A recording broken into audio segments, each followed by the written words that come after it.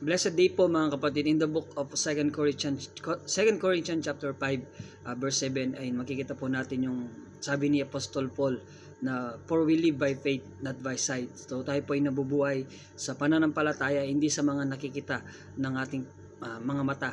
So ang sulat po ni Apostol Pablo na to ay sinulat niya sa mga taga-Corinto po mga kapatid. At take note mga kapatid, ang Corinthian before ay ito po isang church. So means po ang pinagsasabihan po ni Apostol Pablo, ang sulat ni Apostol Pablo ay para po sa mga Kristiyano o yung nakakakilala na sa ating Panginoon o tagasunod ng ating Panginoon, no? So bakit po isinulat ni Apostol Pablo ang sulat na ito?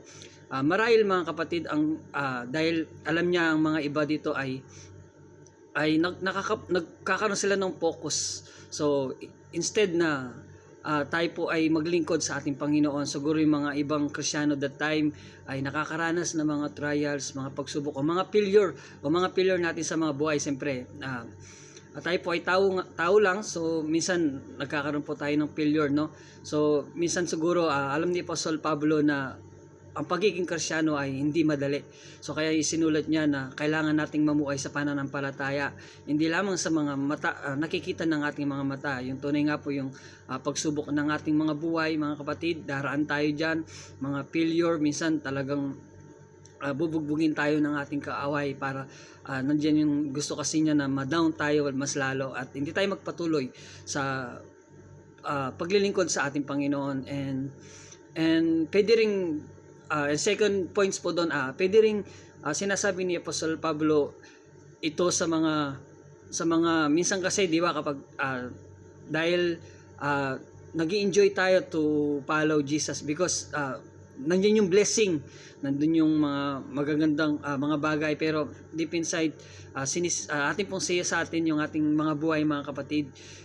Serving God is not about kung ano yung nare-receive natin. Serving God kung ano yung meron tayo. Serving God kung ano yung kaya natin gawin. Ang paglilingkod po sa ating Panginoon ay yung kahit wala ka, kahit in the times of trials, in the times of testing ng buhay mo, in the time of victory, in the time na nasa estado ka man ng katagumpayan, nasa estado ka man ng pag-iirap, you still to serve the Lord as a Savior. Amen? Yun po ang marahil yun po yung ibig sabihin ni Apostol Pablo na gustong ipawatig niya sa mga taga-Corinthian at sa ating generation, mga kapatid.